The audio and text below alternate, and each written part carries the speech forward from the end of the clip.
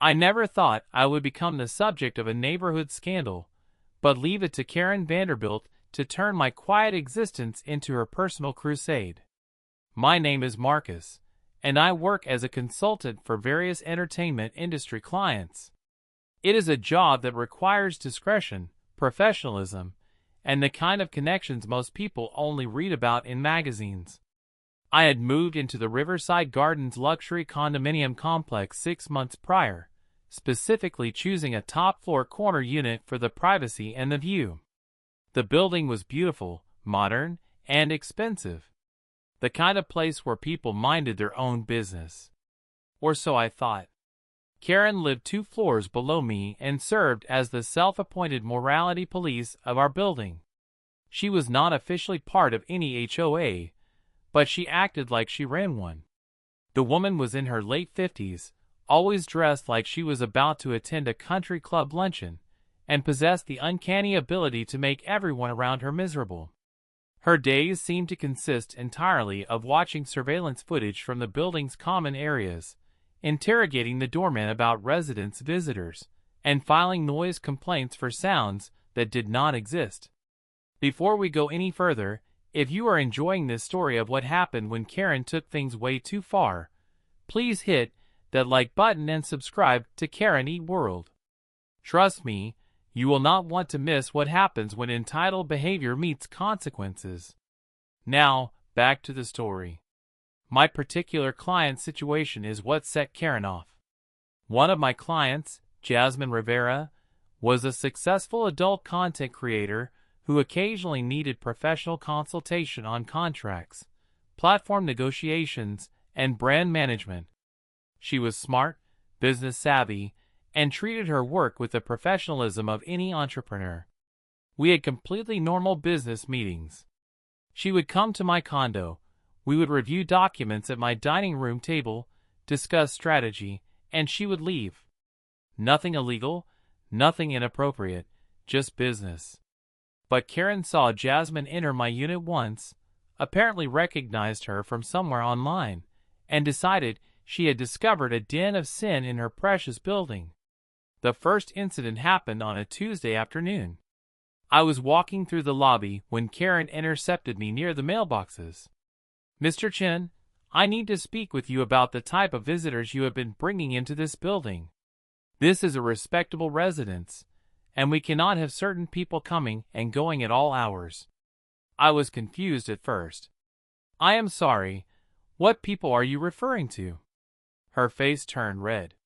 "Do not play dumb with me. That woman, the one with the dark hair. I know what she does for a living. This is a family building." I kept my voice calm and professional. "Miss Vanderbilt, my visitors are my business associates, and they have every right to be here. I am not breaking any rules." She stepped closer, her voice dropping to a theatrical whisper. "I have reported you to the building management. This kind of activity will not be tolerated." Activity? We were reviewing contracts. But I could see there was no reasoning with her, so I simply walked away. Over the next 2 weeks, Karen escalated her campaign. She filed a formal complaint with the building management claiming I was running an illegal business from my residence. The property manager, a kind older gentleman named Mr. Patterson, called me in for a meeting. He looked embarrassed as he explained that Karen had been bombarding him with emails, phone calls, and even showed up at his office with a binder full of printed screenshots. "Marcus, I have to ask, are you running any kind of business that violates your lease terms?"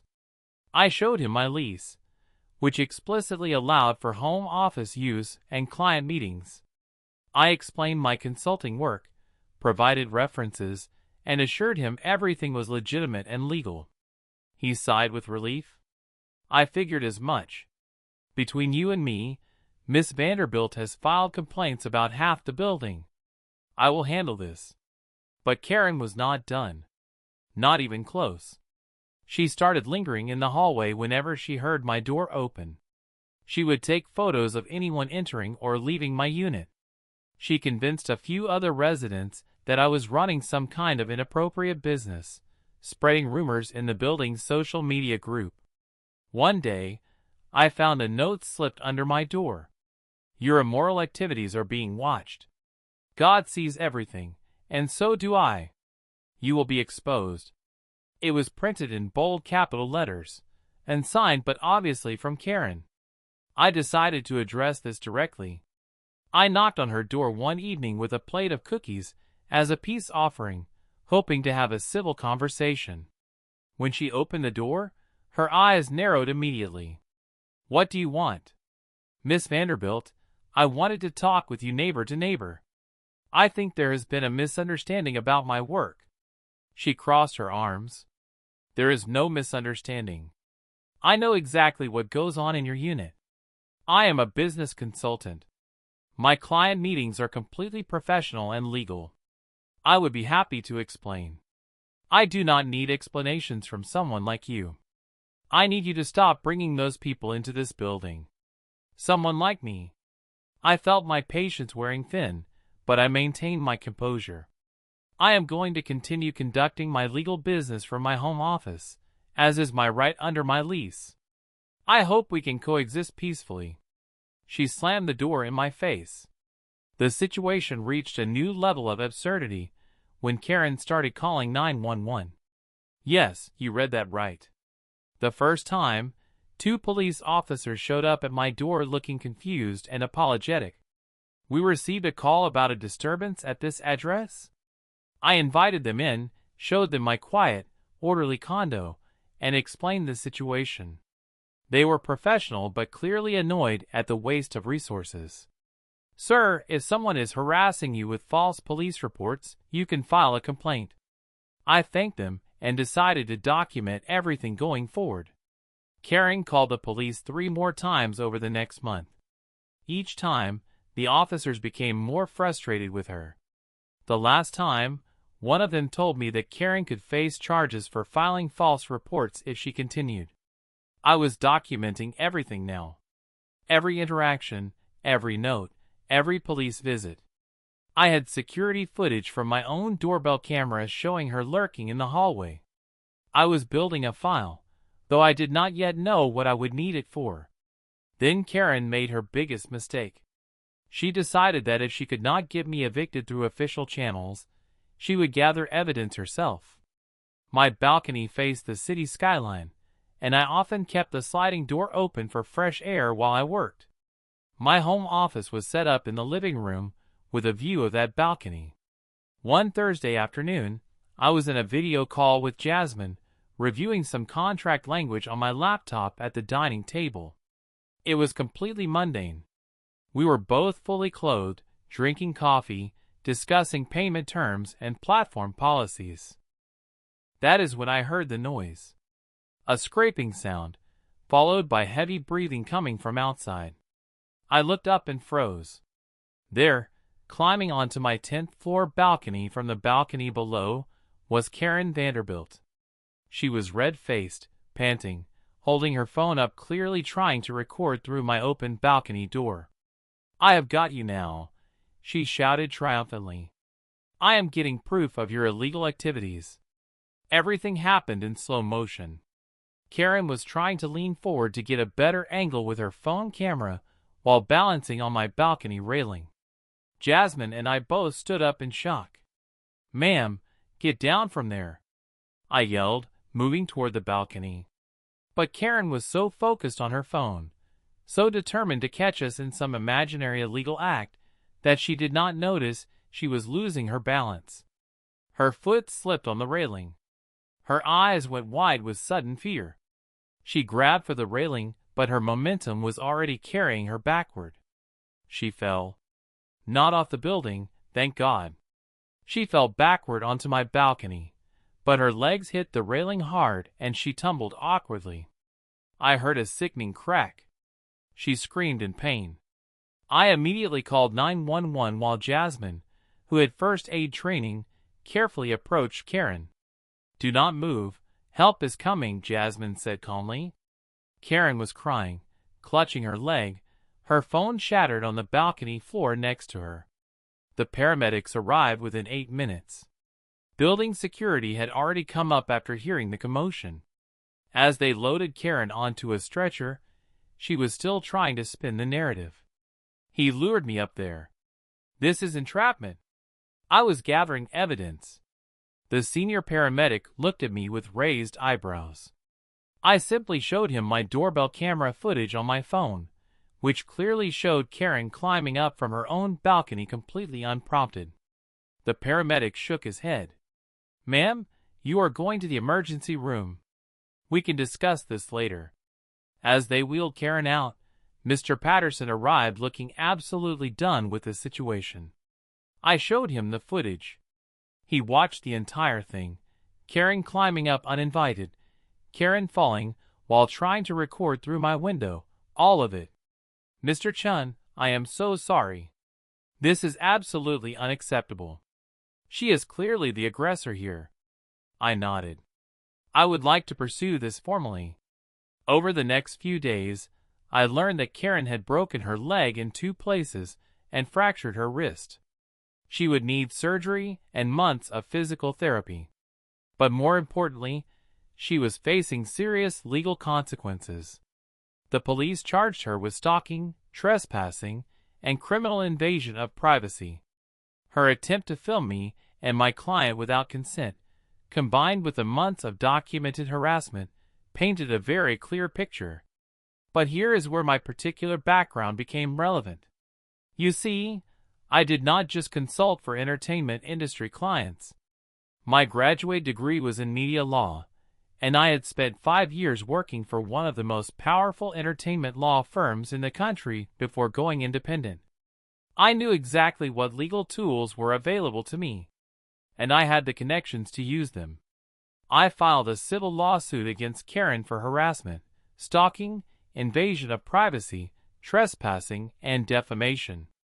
My attorney, Rebecca Song, was one of the most feared litigators in the state. She had successfully defended celebrities against paparazzi, fought invasion of privacy cases, and had a track record that made opposing counsel nervous. Rebecca looked at my documentation, watched the videos, and smiled.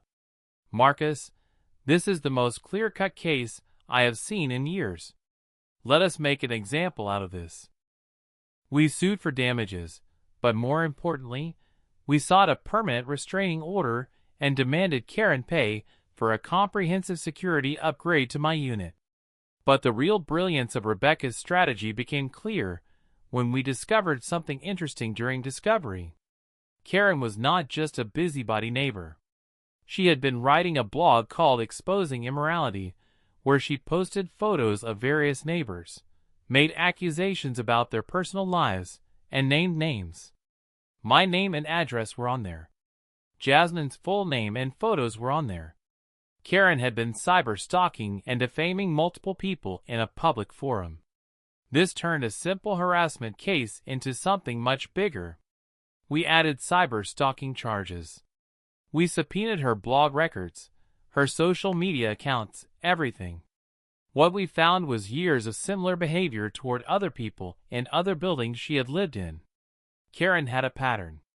She had been evicted twice before for similar harassment campaigns against neighbors. But here is where I implemented my masterstroke, the thing that would turn Karen's entire world upside down using the very system she tried to weaponize against me.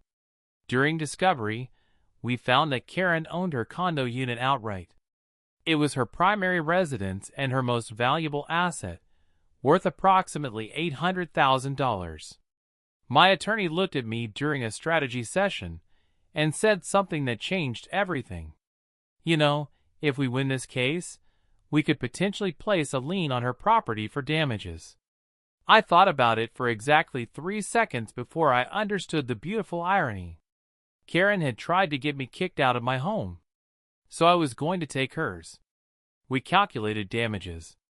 The cost of my legal fees, the security upgrades I needed, compensation for emotional distress, damage to my professional reputation from her defamation, and Jasmine's damages for being stalked and defamed. We also added punitive damages given the egregious nature of her conduct. The total came to $1.2 million. Karen's public defender tried to get the case dismissed. They argued the amount was excessive. But Rebecca was ready. She presented the blog evidence, the years of harassment patterns, the criminal charges, the physical invasion of my balcony, all of it. The judge, a no-nonsense woman in her 60s named Judge Patricia Kwan, listened to everything and made her ruling. Miss Vanderbilt, you engaged in a sustained campaign of harassment and stalking that culminated in criminal trespass and an attempt to secretly record individuals in their private residence. Your actions were calculated, persistent, and invasive. The damages awarded are not only appropriate but necessary to send a message that this behavior has severe consequences. Judgment for the plaintiff: $1.2 million. When Karen's attorney informed her that the judgment would likely result in a forced sale of her condo to satisfy the debt, I was told she fainted in the courtroom. But I was not done. Remember, I had connections. The condo complex was owned by a real estate investment company that I happened to have a relationship with through a former client. I made a call to their acquisitions director. I understand a unit in Riverside Gardens may be coming on the market soon through a forced sale. I would like to make an offer. 3 weeks later, I purchased Karen's condo at the foreclosure auction for $600,000, well below market value. Let me be clear. I did not want her home out of cruelty. I wanted it for a specific, perfectly legal, absolutely devastating reason. My client Jasmine was looking to expand her business. She needed a professional studio space for filming, something private and secure. A condo in a luxury building with excellent soundproofing? Perfect. I offered to lease Karen's former unit to Jasmine at a very reasonable rate for her to use as her production studio. Jasmine was thrilled. She immediately began setting up professional lighting, cameras, and backdrops. Completely legal. Completely legitimate. Just an entrepreneur using a rented space for her business. The restraining order meant Karen had to stay at least 500 feet away from the building. She had to move in with her sister across town. But word travels fast in a building like Riverside Gardens, and eventually Karen heard what had happened to her former home. I was not there when she found out, but Mr. Patterson told me the story later with barely concealed glee. Karen apparently called the building office, demanding to know who had bought her unit. When she found out it was me, she started screaming. Then she demanded to know what I was doing with it. When Mr. Patterson, who was clearly enjoying this, told her that I had leased it to a professional content creator who was using it as a studio, he said Karen went completely silent. "Ma'am? Are you still there?" he asked. "That is my home," she whispered. He turned my home into exactly what I was trying to stop. Actually, ma'am, it is his home now. And the tenant is operating a completely legal business with all proper permits and licenses. There is nothing anyone can do. Karen tried one last desperate move. She attempted to attend a building board meeting to complain, forgetting about the restraining order. Security had to turn her away at the property line. She stood on the sidewalk, staring up at the building, specifically at her former balcony where Jasmine had installed a professional ring light that was visible through the window. Mr. Patterson happened to be walking in at that moment and later told me the look on Karen's face. It was the exact moment she understood. The exact moment she realized that her obsessive crusade to expose immorality had resulted in her losing her home, which was now being used for the very purpose she had tried to prevent. Her own harassment, her own stalking, her own illegal actions had created the precise outcome she feared most. She had climbed onto my balcony to gather evidence against me, and in doing so, had given me the evidence I needed to take everything from her. The system she tried to weaponize had turned on her completely. And it was all perfectly, beautifully, irrevocably legal. Karen stood on that sidewalk, staring up at her former home, her mouth open in shock, her face pale as she fully comprehended the scope of her defeat. She had not just lost a legal battle. She had lost her home, her reputation, her sense of power, and had literally handed everything to the person she tried to destroy. All because she could not mind her own business. If you enjoyed watching entitled behavior meet the ultimate consequences, make sure to smash that like button and subscribe to Karen Eat World for more stories of karmic justice. Drop a comment and let me know what you think about how this turned out. Should Karen have seen this coming? Let me know below.